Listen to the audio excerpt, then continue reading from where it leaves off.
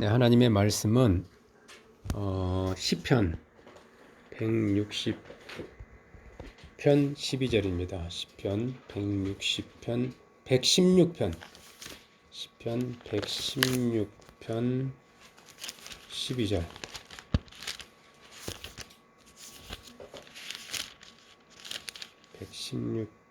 116편이죠. 116편 12절 우리 같이 합독하겠습니다. 내게 주신 모든 은혜를 내가 여호와께 무엇으로 보답할까? 아멘. 기도하겠습니다. 참으로 좋으신 아버지 하나님, 지난 1년 동안도 지켜주시고 에베네셀의 하나님께서 오늘 여기까지, 이곳까지, 지금까지 우리와 함께 동행해 주시고 인도해 주시니 참으로 감사합니다. 오늘 2020년 마지막 예배를 또 주 안에서 이렇게 귀한 분들과 함께 예배 드릴 수 있도록 주님 은혜 베푸시니 감사합니다. 오늘도 아버지 앞에 나갈 때 변함없는 주님의 그 보혈을 의지해서 나갑니다. 보혈로 우리를 정결케 해주시고 또 온전케 해주시니 감사합니다. 우리 지체들 한 사람 한 사람마다 그 가정마다 사업마다 일터마다 학교마다 하는 일에 하나님께서 축복하여 주시고 복에 복을 더해 주시옵소서. 우리 주의 믿지 아니하는 주님 밖에 살아가는 수많은 영혼들 주여 불쌍히 여겨 주셔서 그리스도 안으로 양의 문 안으로 인도하여 주시고 함께 주님의 보호와 사랑을 받는 또 함께 천국의 길을 행진하는 그런 서로 동역자들 될 수 있도록 주여 은혜를 베풀어 주시니 감사합니다. 오늘도 주의 말씀을 사모하고 기다립니다. 말씀이신 하나님께서 이 시간에도 말씀으로 찾아와 주시니 감사합니다.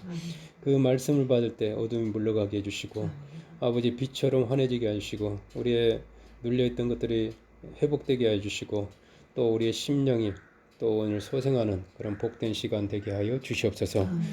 이 시간에도 성령을 의지합니다. 성령께서 함께 해주시니 감사하며 예수님 이름으로 기도했습니다. 아멘. 자, 오늘 말씀을 전하기 전에 먼저 지난주 설교 그 큰 기쁨의 좋은 삶 중에서 몇 가지 이렇게 좀 명확히 해야 할 내용이 있습니다. 사실 제가 좀 어떤 이렇게 컨디션이 지난주에 좀 좋지 못해가지고 말씀을 그 좀 충분히 여과하지 못했나 하는 좀 아쉬움이 있더라고요. 뭐 여러분 또 각자 받은 은혜가 있겠지만 좀 이렇게 한 번 더 정리할 겸해서 다시 말씀을 전해드릴게요. 첫 번째는 그 예수님의 비천한 그 환경과 관련해서입니다.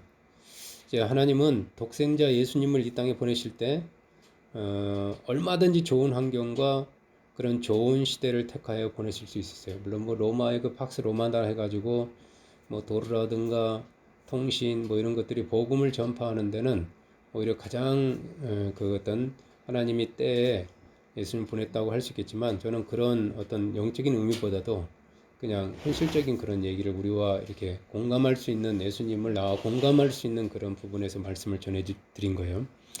하여튼 그럼에도 불구하고 그 모든 특혜를 배제하고 가장 비천한 환경과 좋지 않은 시대에 아들을 세상에 보내셨어요. 어떤 부모가 자기 아들이 그 말구유통에서 이렇게 태어나는 걸 원하겠어요. 근데 하나님의 아들인데 그렇게 태어났고요. 또 피난을 가고 뭐 가난하고 어려운 환경 속에서 목소리가 손때가 그냥 어릴 때부터 소년 가장이 되어서 일을 해야만 했고 그런 하여튼 그런 예수님의 삶은 그렇게 뭐 이렇게 하나님 아들이라고 해서 흠모할 만한 또 우리가 또 사모할 만한 그런 믿을 수 있는 조건들은 아니었어요. 그런데도 예수님은요 참 하나님인 아들이니까 그렇겠지만 안 그래요. 하나님 아들이기 때문에 더 존경스러운 겁니다. 예수님은 그런 비천한 환경에서도 하나님을 원망하거나 또 그 자기의 그 능력이나 지혜를 과시하지 않고 정말 겸손하셨어요. 그는 겸손하여 그랬거든요. 그래서 참 자기가 능력 있는데도 그걸 나타내지 않는다는 게 드러내지 않는다는 게 또 참는다는 게 아니면 또 매를 맞아도 그 힘으로 그 보복하지 않는다는 게 굉장히 힘들어요. 그래서 주님은 굉장히 겸손하게 그 누가복음에 보면 육신의 부모에게 순종하여 정성으로 받드셨다고 그랬어요. 하나님의 아들이지만 그 육신의 부모에게 순종해서 받드셨다고 그랬어요. 그리고 키와 지혜가 자라갈수록 하나님과 사람에게 더욱 사랑스러워가 있어요. 환경은 원망과 불평과 이런 환경인데도 불구하고 하나님과 사람 사이에 더욱 사람에게 더욱 사랑스러워 가셨다. 그러니까 예수님이 어떤 마음으로 그 사람이나 환경이나 모든 걸 대하셨는지를 알 수가 있습니다. 그리고 장성에서는 부모님과 그 이웃을 그 동네에게 정말 사랑스러운 분이었거든요. 그런 이웃을 넘어서 민족의 큰 기쁨에 좋은 소식이 돼. 민족에게 사랑스러워서 물론 그거를 싫어하는 사람들도 있었겠지만, 그래 예수님 가시는 곳마다 그분의 능력과 지혜로 정말 겸손하게 사람들을 섬기셨습니다. 정말 그 사람들이 찾아왔을 때 뭐 어떤 거를 이렇게 대가를 바라지 않고 그냥 정말 사랑으로 그들을 치료하셨고 고치셨고 친구가 되어 주셨고 그렇게 하나님의 아들이 그렇게 대할 수가 없거든요. 모든 벌레 보듯 하고 더럽게 여긴다든가 그런데 그렇게 하지 않으셨어요. 예수님 가시는 곳마다 그분의 능력과 지혜를 섬기셨고 그 결과 주님이 들어가시는 곳에는 슬픔과 절망이 떠나갔습니다. 여러분 나인성 과부의 아들 아시잖아요. 그 과부가 얼마나 슬픔 가운데서 절망에 빠져 있었습니까? 근데 예수님이 그 나인성에 찾아왔을 때 그 독자가 살아나서 그 과부의 기쁨이 배가 됐잖아요. 그 기쁨이 회복되었고 좋은 일이 일어나. 예수님은 좋은 기쁨에 가는 곳마다 그냥 좋은 일이 일어나는 거예요. 배고픈 자에게는 또 오병이의 기적, 막 수많은 그걸 베푸셨어요. 그러다가 마침내 그래서 왕이 된 게 아니고 마침내 십자가에서 그 인류의 죄를 다 담당하시고 대속물이 되어서 그리고 죽으셨어요. 그리고 부활하셨고 그래서 그 부활의 소식, 그 부활하심으로 민족을 넘어서 온 인류에게 큰 기쁨의 선물을 주시고 하나님 우편 본래 자리로 돌아가시. 예수님의 일생입니다. 짧게. 그야말로 하늘의 미랄이 되어서 땅에 떨어져서 죽어가지고 가장 좋은 큰 기쁨의 열매를 온 세상에 주신 거예요. 자기를 다 태워서 빛이 되어 주셨죠. 여러분 삶이란 오르락내락하는 롤러코스터와 같아서 항상 좋은 일일 수만은 없어요. 항상 좋은 컨디션, 좋은 상태가 계속되지는 않습니다. 항상 뭐 이렇게 믿음이 충만해서 성령 충만해서 살 수는 없어요. 때로는 그렇지 못할 때로 막 떨어질 수도 있습니다. 좋을 때도 있지만 좋지 않을 때도 있어요. 아니면 본인의 나의 기대와 달리 계속해서 좋진 않은 환경이 생각보다 길게 장기간 계속될 수도 있습니다. 어려움이. 그럴 때 누군가를 부러워하면서 원망하면서 절망의 어딘가 옛 사람에게 상처를 주면서 힘들게 하면서 막 자기 그 감정을 컨트롤하지 못하면서 그렇게 살 것인가. 정말 가시가 되어서 엉겅퀴가 되어서 그렇게 살 것인가. 아니면 예수님처럼 큰 기쁨에 좋은 사람이 되어서 소망을 주고 기쁨을 주고 웃음을 주는 사람이 될 것인가. 힘을 주는 사람이 될 것인가. 는 전적으로 여러분의 믿음과 선택에 달려 있어요. 예수님 앞에서 변명할 게 없습니다. 예수님 좋은 환경이었다면 그럴 수도 있겠지 했겠지만 그렇지 않았거든요. 아무리 현실이 여러분과 저를 속이고 실망시킬지라도 현실이라는 건 사람을 포함해서 내 주위 환경에는 내가 생각하는 그 사람, 내가 생각하는 기대했던 그런 환경이 아닐지라도 감정을 그때는 이제 우리가 육체를 따라가고 감정을 따라갈 수가 있거든요. 감정을 따라가면서 낙심하거나 되는 대로 자포자기하면서 포기하면서 사는 것인가? 정말 그때마다 우리가 말씀하신 말씀을 따라서 내 감정이 아닌 말씀을 따라서 큰 기쁨의 좋은 삶을 그 좋은 열매를 바라보면서 기대하면서 다시 일어나서 또 넘어졌다가도 다시 일어나서 이렇게 전진하시는 예수님 바라보면서 예수님을 이렇게 묵상하면서 그렇게 하시기 바랍니다. 두 번째는 그 하나님의 초자연적인 방법이 하나님은 초자연적인 방법이 아닌 사람을 통한 전도라는 미련한 방법으로 사람을 구원하기로 하셨습니다. 예, 제가 몇 가지 예시를 했죠. 그냥 천사가 나타나는 거, 예수님 나타나면 얼마나 좋겠는데. 근데 그런 방법으로 하나님이 안 하셨어요. 따라서 전도는 그렇기 때문에 사람과 사람을 통해서 하기 때문에 신뢰가 가장 중요한 것이라고 제가 그랬어요. 그래서 누구에게 전도하기 전에 사람들로부터 신뢰받은 사람이 되기 위해서 여러분 자신이 먼저 큰 기쁨에 좋은 삶을 살라고 말씀하셨어요. 그렇게 할 수 없지만 성령께서 그렇게 의지해서 할 수 있다고 그랬어요. 근데 이 말씀을 액면 그대로 받아들이면은 먼저 모든 면에서 완벽하게 자격을 갖춘 후에 전도하라는, 봉사하라는, 사역하라는 말처럼 들리죠. 어떤 분들이 너 올해 집사를 해, 오늘 주일학교 교사를 해, 성가대를 해, 그러면 아유 저는 부족해서 못 하겠어요. 너 교회 나와 그러면 아니요 저는 돈을 많이 벌어서 교회에 큰일 한 다음에 죄인이기 때문에 전 못 나가 이렇게 말하는 거라처럼 자기가 완벽해진 후에 자기가 준비가 된 후에 하겠다고 할 수가 있습니다. 그렇게 말처럼 전도도 지난 설교를 제가 이렇게 몇 번에서 돌려 들어보니까 그렇게 들릴 수도 있겠구나 해서 제가 바로 잡습니다. 이것은 하나님의 뜻과는 다른 인간 중심적인 생각이 될 수 있어요. 하나님, 성령님 말씀 다 배제하고 그냥 내가 잘 돼서 내가 완벽해져서 내가 사람한테 신뢰를 획득한 후에 전도해야지 이렇게 들릴 수가 있겠더라고요. 그거는 하나님 뜻과는 전혀 거리가 먼 얘기입니다. 그런 오해의 소지가 있어요. 왜냐하면 전도는요 하나님의 일이에요. 그 전도는 내가 하는 것이 아니라 성령께서 하는 거예요. 주체는 성령이고 나를 통해서 성령께서 하는 것이지 사람과 사람이 전도하는 방법에서 네가 해라 그렇게 하나님이 하지 않으셨단 말이에요. 성령이 하십니다. 성령. 제가 어제 지난주 설교에서 성령이 배제된 내가 큰 기쁨에 좋은 사람이 되어서 살아서 전도해라 라고 해버리면 성령이 빠져버렸더라고요. 굉장히 왜곡될 수가 있습니다. 여러분 우리가 예수님 믿고 우리 안에 성령이 와 계셨고 예수님으로 구원받고 하나님 자녀가 되었을지라도 아무리 우리가 천국 가는 그날까지 사람인 나는 죄인인 나는 여전히 언제나 부족합니다. 만족스럽지 못해요. 다른 사람이 나에게 굉장히 기대한 거라 그러면 거기에 갇혀서 하지 마시기 바랍니다. 빨리 벗어나는 게 좋죠. 인정해버리는 게 좋아요.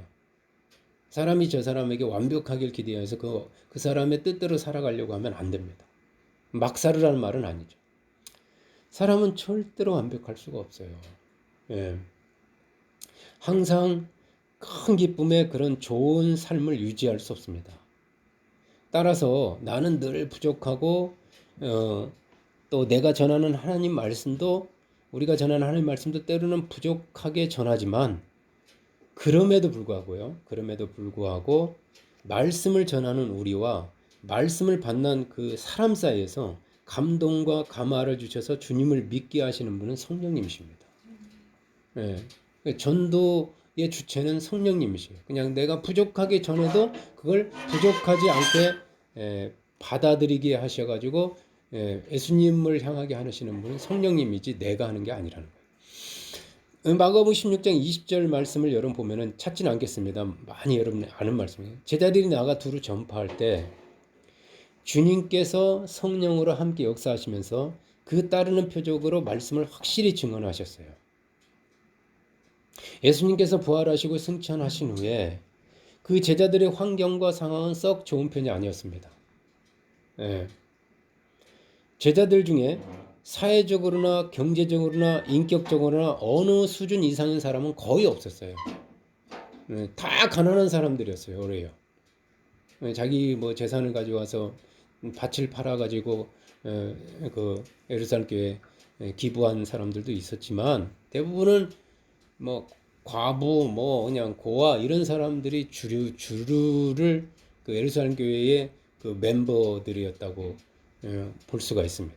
정말 힘든 사람들이 대부분이었어요. 그들이 처한 외적 환경 역시 예수님 사후에 결코 그들에게 호의적인 분위기는 아니었습니다. 여러분 알겠지만 이 야고보 같은 사람이 순교했잖아요. 스데반도 돌에 맞아 죽었고 그들을 향해서 그렇게 호의적인 분위기도 아니었습니다. 수용적인 복음에 대해서 아주 수용적인 그런 잘 받아들이는 그런 환경에 처한 것도 아니고 그럼에도 불구하고 그들은 부족한 자신과 열악한 환경 상황을 바라보면서 위축되어 숨어 살지 않았어요.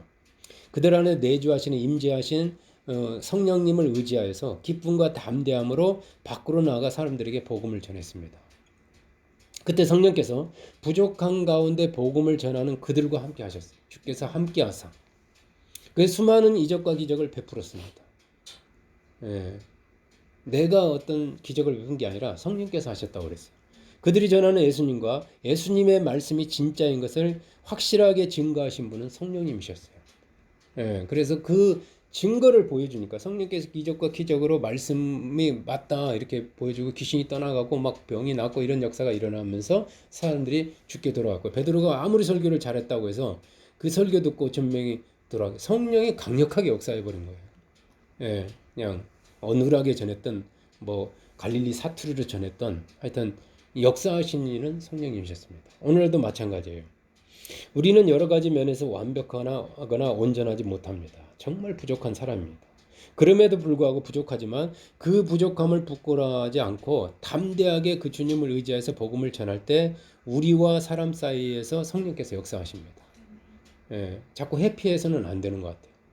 뭐 하세요? 설교하세요? 기도하세요? 부끄럽죠. 부족하죠. 아멘. 할 때 내가 뭘 할 수 있고 하고 싶어서가 아니라 성령이 역사할 걸 믿고 하는 거죠. 말씀에 의지하여 그물을 내렸더니 고기가 많이 잡혔지 베드로가 잡은 게 아니잖아요. 그 말씀에서 의존해서 순종했더니 주님께서 어마어마한 고기를 잡게 하셨잖아요. 사실 부족한 가운데 그 현장에서 사역하면서 일하면서 점점 자신의 부족함이 보완되어지는 거예요. 뭘 완벽하게 갖춰서 내가 현장에 나가는 게 아닙니다. 아르바이트 현장이 됐던 직장의 현장이 됐던 뭐 무엇이 됐든 다 마찬가지. 부족한 상태에서 현장에 뛰어들면서 오히려 자기 약점도 드러나고 결점도 드러나고 그러면서 그 부족한 것들이 채워지고 보완되어지면서 성숙해지는 것이지 책상 앞에서 침대 앞에서 집안에서 계속 이론적으로 머리 쓰고 갈군한다고 해서 되는 거예요. 강의 뭐 여기 뭐, 예, 뭐 학원에서 강의하시는 분들도 있겠지만 저도 마찬가지죠. 사람 앞에 쓰면 쓸수록 자기의 부족함이 드러나는 반면에 그걸 통해서 또 자기가 보완되면 점점 유능한 강사가 되지 아무 실전도 없이 그냥 맨 이론만 책만 읽고 있다가 어느 앞에 사람들 앞에 잘할 것 같죠? 예, 나는 저런 사람보다 더 잘할 것 같죠? 막상 쓰면 안 그래요. 그래서 무대를 1000번 쓴 사람도 떤다고 그러잖아요. 무대에 막상 쓰면. 예, 그 실전을 감각을 잊어버리면. 그래서 한 명이 됐든 10명이 됐든 그럼 막 자기도 부족하고 그거 이렇게 하면서 고쳐나가는 거예요. 이렇게. 다시 한번 말씀드리지만 전도는 내 일이 아니고 하나님 일이고 전도는 나 혼자 하는 것이 아니고 성령께서 함께 하심을 기억하시기 바랍니다. 전도뿐만이 아니에요. 사역의 모든 삶의 모든 것들이 다 그래. 일을 할 때든 뭐 할 때든 성령님이 함께해서 내가 너를 버리지 않고 떠나지 않게 하면서 그 일을 도와주시면서 내가 무엇을 탁월하게 또 능숙하게 능력 있게 해나가는 것이지 아무것도 안 한다고 나 못한다고 나 부족하다고 막 창피하다고 시키지 말라고 왜 자꾸 나한테 그렇게 부담 주느냐 이렇게 해가지고 빼고 하다 보면은 결국은 창피는 안 당하고 부서지지는 않겠지만 발전도 없어요. 큰 기쁨에 좋은 삶은 전도하기 위해서 사는 것이 아니라 주님의 약속의 주인공이 되기 위해서 우리 자신을 위해서 사는 거예요. 네, 결심하는 겁니다. 큰 기쁨에 그 결과 전도는 저절로 된다는 것이 지난주 말씀 핵심이에요. 남편을 전도하기 위해서 내가 큰 기쁨을 주고 막 애교를 부리고 그런 게 아니라 내가 마음에서 그게 우러나올 때 내 안에서 기쁨이 우러나올 때 남편을 나의 삶을 보면서 나의 행실을 보면서 감동시켜 주시는 분이 성령님이시라는 거예요. 그러니까 내가 먼저 안에서부터 시작해서 안에서 밖으로 이렇게 나가는 말씀입니다. 이 말씀을 지난주에 제가 분명하게 이게 전하지 않고 약간 뭐 제 설교의 특징은 저도 그렇고 이렇게 뭔가 퍼지는 걸 저는 싫어해요. 뭔가 핵심이 딱 잡혀서 그 하나라도 뭔가 딱 지어줘야 되는데 지난주에 아무리 설교봐도 제가 뭔 얘기를 했는가 죄송하지만 뭔가 좀 깊이 이게 묵상이 좀 부족한 느낌도 있고 그럼에도 불구하고 은혜는 됐는데 그랬어요. 자, 오늘은 2020년도 마지막 주일 예배예요. 제가 어떤 말씀을 전할까 기도하다가 본문 말씀으로 내게 주신 모든 은혜라는 제목으로 이렇게 2020년도 마지막 메시지를 전하겠습니다. 내게 주신 모든 은혜. 시편 기자는 이 지난날의 삶을 회고하면서 1절에서 감사 고백을 해요. 116편 1절에서 이렇게 감사 고백합니다. 여호와께서 내 음성과 내 간구를 들으심으로 내가 그를 사랑하는도다. 그가 가장 먼저 감사한 것은 하나님께서 자신의 음성과 자신의 간구를 들으신 것에 대해서 감사하고 있습니다. 사망의 줄이 그를 두르고 3절에 보시면 이렇게 사망의 줄이 나를 두르고 수월의 고통이 내게 이름으로 내가 환난과 슬픔을 만났을 때 4절 내가 여호와 이름으로 기도하기를 여호와의 주께 구하오니 내 영혼을 곤지서서 하였도다. 그 고통이 그에게 이르고 큰 환난과 슬픔을 만났을 때 그가 주님의 이름으로 기도하였어요. 그때 주님께서는 환난 가운데 부르짖는 그를 외면하지 않으시고 그분의 귀를 그에게 기울여 주셨다고 고백하고 있어요. 2절에 보면 그의 귀를 내게 기울였었으므로 내가 평생에 기도하리로다 감사하리라. 귀를 기울여 주신 거. 예. 내 음성과 내 간구, 내 하소연을 들어주신 거. 다시 말해 나와 환난을 당할 때 고통을 받을 때 나와 함께 해주신 거. 이것이 너무 감사하다는 거예요. 그게 첫 번째 그게 감사거리가. 지난 1년을 돌아볼 때 우리에게 기쁜 일도 있었고 웃을 일도 있었지만 정말로 어려운 일을 만나서 너무 힘이 들고 정말 내가 계속 가야 되나 해야 되나 할 정도로 낙심이 찾아올 때 또 두려움이 찾아올 때 염려 걱정 근심이 막 나를 사로잡을 때 무엇을 어떻게 해야 될지 그리고 뭐가 막막할 때도 있었어요. 많았어요. 코로나로 인해서 매일 막 그냥 코로나로 인해서 너무 불안하였고 그런 가운데서도 가정이나 직장 교회에서 사람과 사람 사이에서 일어난 여러 가지 불편하고 억울한 일로 인해서 답답할 때도 많았어요. 그냥 일도 잘 안 풀리고 또 취직도 잘 안 되고 경제적으로 또 그러면 가정이라도 화목해야 되는데 부부 사이는 계속 갈등이 있고 또 자녀들은 또 그러면은 예수님처럼 사랑스러워 가야 되는데 자녀는 자기중심적이고 계속 달라고만 하고 내 에너지는 막 고갈되고 줄 건 없고 번아웃 되고 오히려 막 속에는 병이 나고 막 그 상처는 계속 휴식을 취해야 되는데 휴식을 취할 수는 없고 계속 그런 문제들 중에는 이렇게 누구에게 화선한다고 해결된 문제도 아니고 또 싸우고 다툰다고 해서 해결될 일도 아닌 것이 많았어요. 정말 답답한 일도 많았고 뜻대로 안 되는 일도 많고 결국 우리가 할 수 있는 일은 여러분 은혜 나눔 시간에 이렇게 교회 앞에서 중보기도 요청을 하면서 주님께 기도할 뿐이었어요. 기도만 할 뿐인 것이 너무나 많았어요. 그럴 때마다 주님은 우리가 알 수 없는 여러 가지 방법으로 우선 우리의 기도를 들어주시고요. 막 이렇게 카트 시켜가지고 야 나는 안 그랬어. 난 너보다 더 힘들었거든. 그런 가운데 나는 감사해. 이렇게 하지 않으셨어요. 그냥 이해하시고 공감해 주시고 힘들구나 하고 그럴 때마다 그렇게 또 그걸로 그냥 위로로 끝나는 게 아니라 여러 가지 방법으로 그 문제를 해결해 주시거나 좀 기다려봐. 잠잠히 하나님께서 행하시는 것을 봐봐. 하면서 손으로 코를 풀지 마. 네가 해결하려고 하지 마. 그냥 내가 해결할게. 그러면서 그 위기가 넘어가도록 이렇게 도와주셨어요. 자칫 큰 낭패 그 일 때문에 그 사람 때문에 큰 낭패를 당할 뻔했는데 그때마다 주님을 의지하게 하셨고 그때마다 약속하신 대로 그 문제가 합력해서 복이 되게 하셨죠. 큰 위기 앞에 이 기도 응답해 주심에 감사를 따릅니다. 누가 내가 부탁한다고 여러분 어려움 가운데 처했다고 부모 형제 그들이 뭐 마음은 있어도 그럴 형편이 아니잖아요. 자칫 너무 고아처럼 그 우울증에 빠질 뻔할 때도 우리가 기도하는 것에 그분은 응답해 주시죠. 또한 시편 기자는 9절 말씀에서 이렇게 고백을 합니다. 9절 우리가 한번 합독해 볼까요? 내가 생명이 있는 땅에서 여호와 앞에 행하리로다. 아멘. 지난 한 해 동안 또 하나 감사한 것이 어려움을 당할 때마다 생명의 말씀을 보내주셔서 그 말씀을 의지하여 평안 가운데 생명이 있는 땅에서 생명나무에 붙어가지고 그 생명나무로부터 오는 그 진액을 받으면서 그 주님 앞에서 평안 가운데 살게 해주신 거예요. 주님은 지난 1년 50일주, 오를까 하면 52주 동안 지금까지 이 시간까지 한결같이 때로는 이미 일어난 문제를 해결하는 말씀으로 이미 일은 벌어졌어요. 근데 그때 어떤 말씀으로 또 혹은 문제가 일어나기 전에 예방하거나 피할 수 있도록 그때마다 말씀을 보내주셔서 먼저 우리의 영혼을 고치시고 위경 가운데 있는 우리를 건져내 주셨어요. 우리 생각을 바꾸셨고요. 우리가 막 절망 가운데 때 소망을 갖게 하시고 우리가 힘이 빠질 때 위로해 주시고 이렇게 우리를 생각을 바꿔주시고 의식을 바꿔주시고 이렇게 하면서 나를 자꾸 만지셨어요. 피곤하고 힘든 환경 가운데서도 우리 영혼의 불이 소멸되지 않도록 말씀으로 우리를 지키시고 보존하여 주셨어요.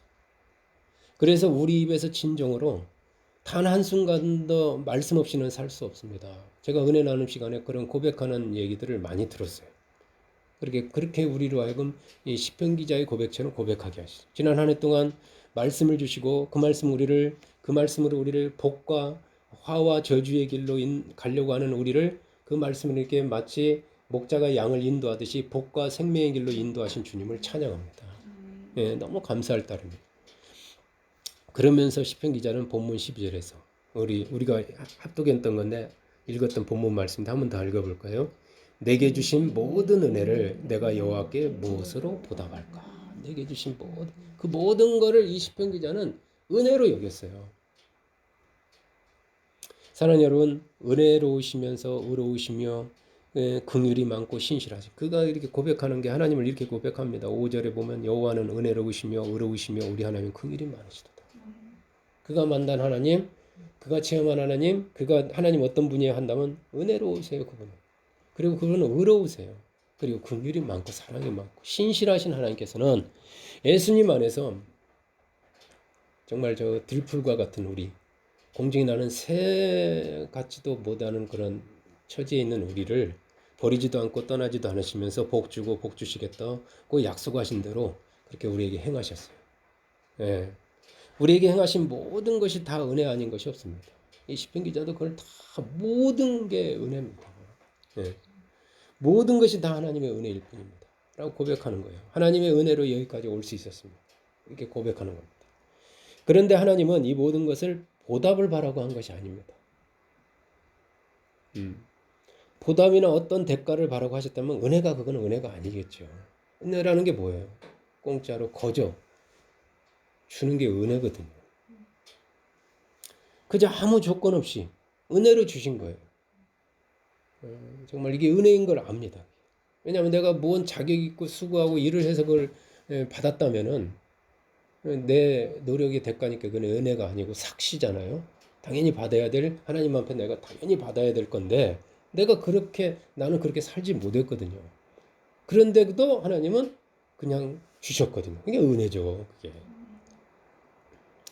그렇다고 우리는 하나님의 은혜를 당연하게 여기서는 안 될 것 같아요. 시편 기자가 하나님 뭘 은혜를 보상을 바라고 대가를 바라고 준 거지만 내게 주신 모든 을 내가 여호와께 무엇으로 이거는 누가 요구해서 하나님 요구해서 이렇게 하는 자발적으로 그 안에 너무 은혜가 넘쳐버리니까 너무 은혜가니까 이거 그냥 그걸 은혜를 받고만 있기에는 너무 견딜 수가 없는 거예요. 뭐라도 보답하지 않고는 너 왜 그런 은혜를 입었는데 입 닦어 이렇게 하지 않으셨음에도 불구하고 막 뭘 드리고 싶은 거예요. 이게 자연스러운 은혜에 대한 반응이고 이게 정상이라고. 하나님은 은혜를 막 부어주셔요. 그러면 너가 나한테 보답하겠지 이게 아니라 그냥 그게 저절로. 너가 너한테 이게 큰 은혜를 줬으니까 너 목사해야지. 너 집사해야지. 섬겨야 될 거 아니야. 이게 아닙니다. 그렇게 하나님이 쪼졸하고 치졸하고 계산적이고 그런 분이 아니에요.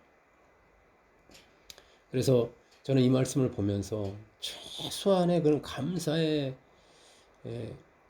반응이라도 내가 해야 되겠구나. 그냥 은혜가 크니까 하는 거예요. 제가 여러분한테도 저는 은혜가 쥐꼬리만 해가지고 뭐 보답 이렇게 없어요. 하지 마세요. 그러면 없는 걸 가지고 억지로 그냥 하다 보면 문제가 생깁니다.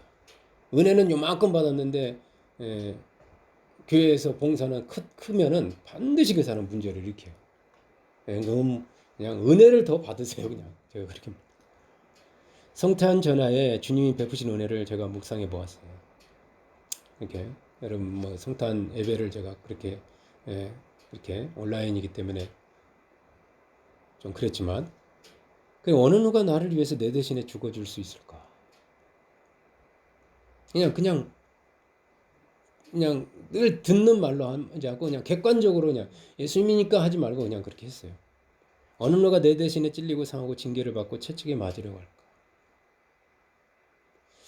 어느 누가 부족한 나를 끝까지 참고 견뎌줄까? 도와줄까? 우리가 이 길을 만났었잖아요. 8년 전에 사모님 막 예, 수술하고 물질은 없고 도움의 손길을 좀씩 십시일반으로 도와주셨지만 그때로 끝나더라고요. 왜냐면 그분들도 계속 도와줄 수는 없고 아무도 나중에 고립돼가지고 저 혼자만 남고 사모만 남고 애들 다 버리고 그냥 사모 하나 살리겠다고 취직하면서 그걸 생각하면서 누가 나를 위해서 해주는 게 없더라고요. 그걸 원망하는 게 아니라 그럴 수밖에 없는 그들도 어려운 가운데 있었기 때문에 그래요. 어느 누가 부족한 나를 끝까지 참고 견디면서 같이 살려고 할까요? 아무도 없을 거예요. 그럼에도 주님께서는 나를 위해서 그 모든 것을 해주셨어요. 사실 주님과 나는 아무 혈연 지연 관계도 없어요. 알고 보면. 나는 주님을 멀리하고 오히려 우상을 섬기면서 내 멋대로 죄만 짓고 사는 죄인이었습니다. 제가 주님 만나기 전에 제 삶을 돌아보니까 그렇더라고요. 그런데 주님은 나를 위해서 내 대신에 십자가에서 피를 흘리셨고 나를 위해서 성령님을 보내주고 말씀을 보내시고 기도 연결하시고 탕자처럼 돌아온 나를 안아주시고 받아주시고 이해해 주셨어요. 어떤 사람들은 저도 그 사람들 중에 하나지만 어떤 사람은 예수님이 이스라엘 사람이고 기독교가 외래 종교라서 믿기 싫다고 합니다. 저도 그런 사람들 중에 하나였어요. 차라리 내가 당군을 믿었지 어떻게 외색 종교를 내가 믿느냐 그랬어요. 여러분 반대로 생각해 보십시오. 나와 아무 관계도 없는 외국인이 이스라엘 사람이 그 많은 곳에 떨어져 있는 나는 1푼도 없는 이스라엘 사람이 아무 조건 없이 나를 위해서 죽어 주었고요. 그리고 나하고 일면식도 없는 외국인이 친척도 아닌데 그것도 외국인이 그것도 넉넉한 그것도 아닌데 지속적으로 도와주면서 계속해서 나는 반응이 없는데도 계속 그냥 도와주고 은혜를 베풀었다면 여러분 어떻게 그분에 대해서 어떻게 생각하시겠어요? 외국이니까 나는 당신을 안 믿어. 막 이렇게 하겠습니까? 가까운 혈연도 안 돼. 오히려 외국인이기 때문에 오히려 이스라엘 사람이 그렇게 했기 때문에 더 감동 더 그래야 되는 거 아닌가? 외래 종교라고 해서 안 믿는 이거는 뭔가 굉장히 제가 젊은 날에 그 객기로 저도 막 그렇게 막 주장하고 그랬는데 생각하면 또 역으로 생각하니까 오히려 더 이디오피아 사람들이 우리나라에서 피 흘렸는데 6.25 때 그것도 감사해가지고 응?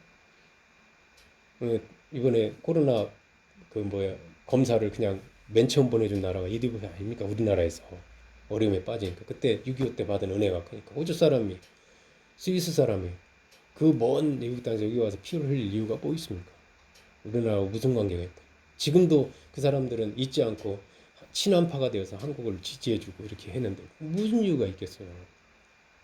고맙게 생각해야 되는 거 아닙니까? 오히려 그동안 나는 십자가에 설리신 보혈을 통해서 나에게 베풀어 주신 그 한량한 은혜를 그냥 너무 당연하게 여기면서 그가 채찍에 맞으면 나는 평화를 누리는 듯 하면서 그냥 내 중심적으로 당연하게 평안과 구원을 누리고만 살았던 것 같아요. 누려야 된다는 쪽에만 막 포커스 맞추고 그러려고 했던 것 같아요. 여러분 어떤 사람이 나를 구하려다가 내 대신 죽었다면 내 아들을 구하려다가 그가 희생됐다면 나는 그 후손과 가족이 정말 최선을 다해서 잘해야 하지 않을까요? 그가 그걸 보답을 바라고 하지 않았을지라도 한량한 은혜를 입었음에도 불구하고 그 은혜를 잊어버리고 자기 자신만을 위해서 산다면 그것은 은혜 입은 사람이 할 짓이 아니지 않은가 이런 생각이 크리스마스 전날 밤에 주님을 묵상하다가 들었어요. 그분이 보답을 원하지 않고 아무 조건 없이 은혜를 베풀었을지라도 은혜 받았다면 나는, 그리고 나 은혜 받았습니다.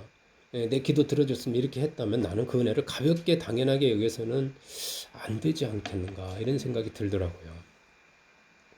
내게 주신 모든 은혜를 내가 여호와께 무엇으로 보답할까? 이게 정상인 것 같아요. 이 반응이. 주님으로부터 한량없는 은혜를 체험한 시편 기자는 저와 달리 주님의 은혜가 너무 감사해서 그걸 어떻게 무엇으로 보답할까 이렇게 심각하게 고민하는 모습을 보여줍니다. 그리고 그는 그 은혜에 보답하는 마음을 16절에서 이렇게 고백을 해요. 16절 한번 읽어볼까요? 여호와여 나는 진실로 주의 종이요 주의 여종의 아들 곧 주의 종이라 주께서 나의 결박을 푸셨나이다. 아멘. 주의 여종이 누군지는 모르겠어요. 근데 아무튼 주의 여종의 아들, 그러니까 이 여종이라고 하는 그분으로부터 이렇게 많은 그 멘토를 받고 막 하여튼 그 곧 주의 종이라고 고백하는데 주님이 자신의 결박을 풀어줬다고 이렇게 말합니다. 그는 이제 그를 죄와 사망의 결박에서 풀어 자유케 하신 그분의 은혜에 대해서 그 결박을 풀어주고 너 이제부터 자유야. 너 이렇게 너 이제 죄 없어. 이제 너 마음대로 살아야 또 돼. 이제 자유를 선포해 주신 그 주님에 대해서 이제부터 난 자유 몸이 되었으니 나 하고 싶은 대로 그동안 묶여서 할 수 없었던 모든 것들을 내 하고 싶은 대로 살아야지 하지 않았고요. 오히려 나는 이제부터 주님께 결박되겠습니다. 주님의 종이라고 고백을 해요.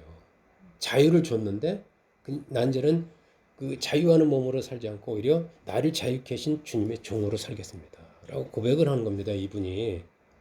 자유 몸이 되었지만 그 자유로 자신을 위해 살지 않고 주님의 종으로 그냥 주님 나를 위해서 돌아가신 그분의 종이 되어 나에게 자유를 주신 그 자유를 그를 위해서 쓰겠다는 거예요.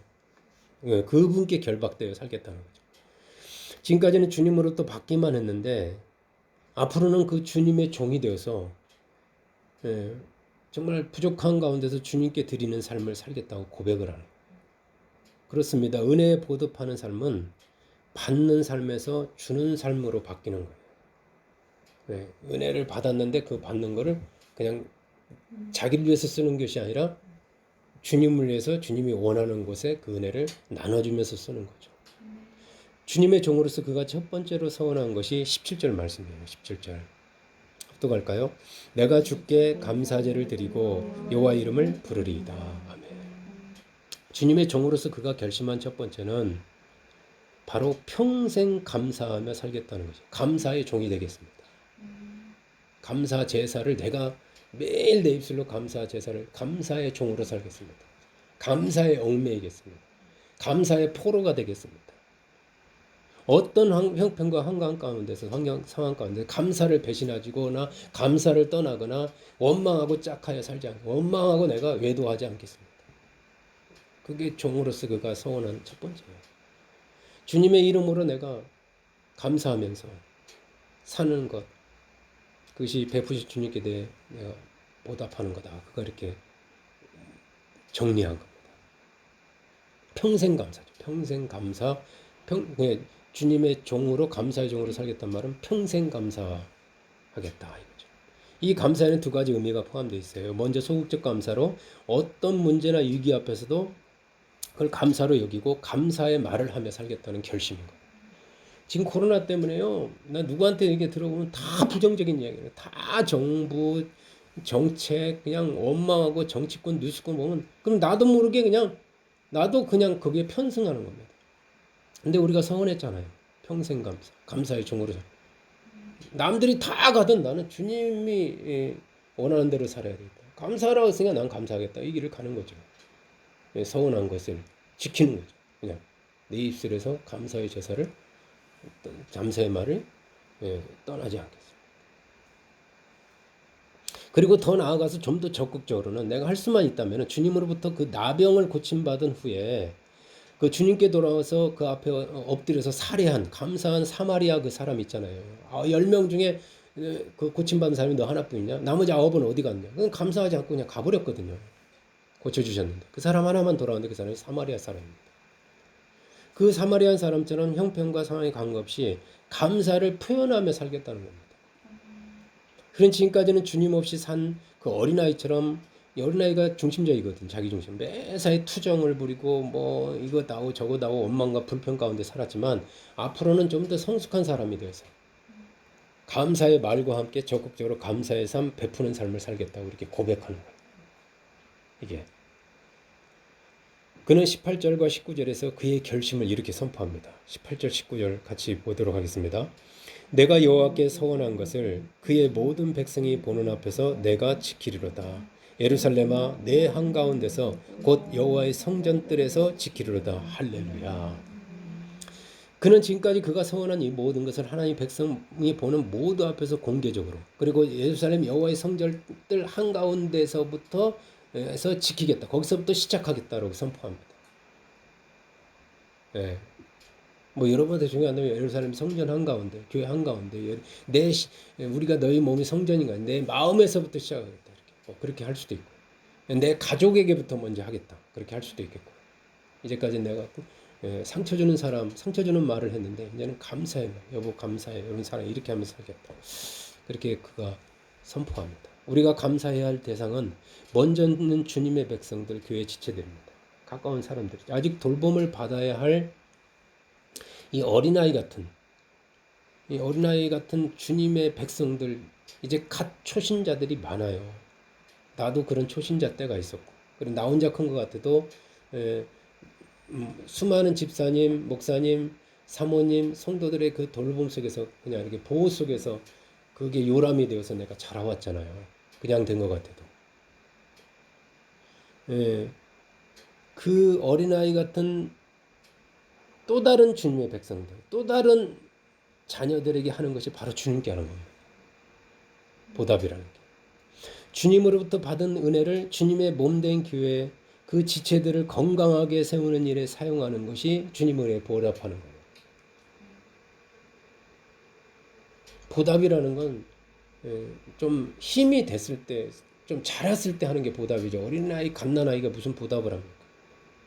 근데 내가 이제 형이 돼가지고 엄마가 뭉뚱이를 낳았으면 엄마 대신에 그를 돌보는 거죠. 그러니까 엄마가 기쁘잖아요. 왜냐하면 여러분 교회는 주님의 피로 세운 그 주님의 몸이요 하나님의 집이기 때문에 내가 무엇으로 주께 보답할까? 어디에다가 어떻게 해야 될까? 주님의 저 어린아이들, 주님을 믿겠다고 저렇게 나온 저 아직 뭐 정말 길 잃은 양과 같은 천방지축의 저 사람들을 내가 좀 돌보. 주일학교뿐만 아니라 영적인 어린아이들까지 해야 되겠다. 목사님이 다 돌볼 수 없으니까. 나만이라도 돌봄의 대상에서 벗어나서 좀 한 힘 거들어야 되겠다. 뭐 이런 거죠. 십시일반으로. 그리고 그 은혜의 지경을 예루살렘에서 유대로, 예루살렘에서부터 시작해서 사마리아로, 그리고 땅끝까지 점차적으로 넓혀가는 것이 주님의 뜻이요. 그 뜻대로 사는 것이 보답이죠. 다른 거 있겠어요? 그걸 주님이 강제적으로 막 나한테 너 해야 되지 않냐 하지 않으시지만 그냥 내가 자발적으로 하는 거죠. 처음부터 무리하게 여러분 분수를 넘어서 하면 하다가 그만둘 수 있어요. 처음부터 막 그냥 제가 처음부터 은혜 받고서 막 선지자 되겠다고 막 나가서 외쳤다가 소위 보니까 생각나네. 은혜 받더니 막 학교 그만두고 이제부터 주님의 일 하겠다. 내가 말렸죠. 기억나는지 우리 고3 때 그랬던 것 같아요. 여러분 은혜 나눔은요. 믿음의 분량대로 시작하는 것이 정석입니다. 믿음의 분수대로. 믿음은 요만한데 은혜는 요만큼 받는데 이렇게 하려고 하면 나도 욕심을 내가지고 나도 그래서 저 사람을 뛰어넘어야 이건 아닙니다. 다른 사람과 비교하면서 하는 건 아닙니다. 분수대로 하는 거예요. 분수대로. 처음에는 작게 시작하고 내가 힘이 약한데 과하게 하면은 하루 하다가 그냥 쓰러져 버릴 수가 있거든요. 오히려 조금 10분의 1만 하는 거예요. 10분의 1. 11조가 됐든 뭐가 됐든 10분의 1 뭐 그것도 안 되면 10분의 0.1부터 시작하는 거예요. 그렇잖아요. 작게 시작하고 차츰차츰 늘려가는 것이 받은 은혜를 지혜롭게 사용하는 비결이에요. 작게 시작해서 조금씩 서서히 해나가시니 급하게 막 오늘 하고 막 다 끝내버릴 것처럼 하는 건 아닙니다. 자, 고린도전서 13장 11절 말씀을 끝으로 이제 2020년 주일 마지막 회를 마치도록 할 거예요. 고린도전서 13장 11절.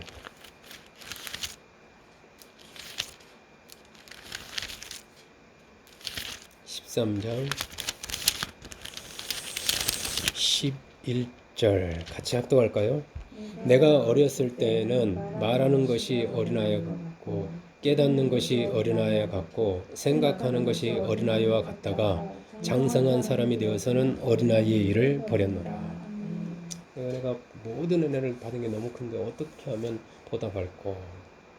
사랑하는 여러분, 주님은 여러분에게 무슨 보답이나 대가를 바라고 대성물이 되어서 여러분 섬기신 것이 아니에요.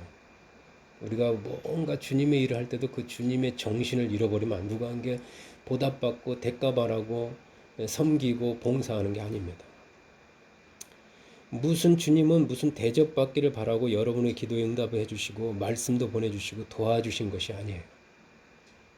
그거에 대해서 여러분이 막 마음에 큰 막 짐처럼 부담으로 그게 은혜 받은 자의 기쁨이 있어야지 부담감으로 그냥 사람에게 보이려고 억지로 하면은 받는 주님이 불편하다니까 억지로 막 법처럼 너무 주님이 좋아서 기도해야지 그냥 막 졸린데 막 힘든데 막 하면 받는 사람이 부담스러워요.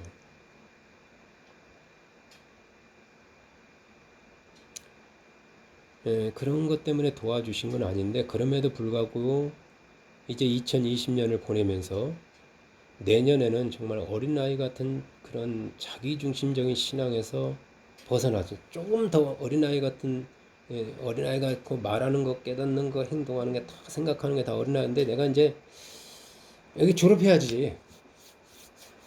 이제 장성한 사람이로 나가야지. 여러분 그래서 올해보다 여러분 지금까지도 좀 많이 장성할 사람의 행동을 하셨는데 그래도 좀 더 장성하고 좀 더 성숙한 주님의 종으로 주님의 제자로서의 삶을 살아보지 않으시겠습니까? 조금 더 어린아이처럼 여러분 은혜만 받고 있으면 신앙생활에 재미가 없어요. 권태로워요. 받기만 하는 연못은 썩어서 냄새가 나기 시작합니다. 받기만 하고 주질 못해 고여가지고 거의 썩어요. 향기가 나지 않아요. 그곳에는 생물이 살 수가 없어요. 사람이 살 수가 없어요. 독이 됩니다. 은혜를 너무 받아가지고 오히려 그게 독이 돼버리는 수가 있다니까. 내보내지 않으면 차라리 은혜를 적게 받든가 아니면 은혜를 왕창 받아서 그만큼 내보내야죠. 먹기만 하면 속에 쌓이면 어떻게 되겠어요? 먹는 것도 잘 먹어야지만 여러분 신진대사 배출도 잘해야 될 거 아닙니까? 그래야 몸이 순환이 돼서 건강해지고 힘이 막 생기잖아요. 근데 계속 받기만 해요. 네? 그 건강해지지 않아요. 받은 은혜를 내보내면서 나누면서 사는 것이 어린아이에서 장성한 사람이 되는 길입니다. 여러분 여기서 저는 그래요. 어린아이가 받을 상, 어린아이가 받을 복, 내가 무슨 복 받고 상 받기를 원해서 하는 건 아니지만 어린아이가 받을 복과 장성한 사람이 받을 복이 달라요. 크리스마스 선물로 어린아이는 2만 원을 받지만 장성한 사람은 20만 원, 그보다 더한 사람은 200만 원, 그보다 더한 사람은 2억을 받는다니까. 장난감 몇만 원짜리 받지만 어떤 사람은 실제 차를 선물로 받는 거예요. 장성한 사람은. 장난감 자동차로 운전 노는 게 아니라 실제 차 가지고 큰 도로에서 다니는 겁니다. 그래서 장성한 사람이 받을 복이 달라요. 물론 나가야 되는 게 정상입니다. 크기나 모양이 여러분 비교가 안 됩니다. 어린아이에서 장성한 사람으로 가야 되겠다. 맨 누구한테 주고 심어야 되고 이런 건 부담감이 아니라 그게 이제 이렇게 조금 넓히는 거죠. 2020년을 보내면서 나로부터 벗어나서 그를 향하여 어린아이의 상태에서 벗어나서 장성한 사람의 상태로 좀 더 큰 복을 향해서 한 발짝을 떼심으로써 제가 한 발짝만 떼라고 그랬어요. 여러분 한 발짝 떼다가 넘어질 수도 있습니다. 자전거 처음 시작하면 무릎 까져요. 그래도 해보는 거죠. 그래야 자전거를 타는 재미를 알 거 아닙니까? 그 스릴을 느낄 수 있지 않습니까? 깊은 데로 들어가서 물을 담궈야 수영을 할 줄 아는 거죠. 두려움을 벗어나서. 다른 사람이 날 어떻게 생각할까를 벗어나서. 내 형편과 상황이 이거보다 조금만 더 장사한 사람의 그 복을 향해서, 그 길을 향해서 나아가는 여러분이 되시기를 주님의 이름으로 축복합니다.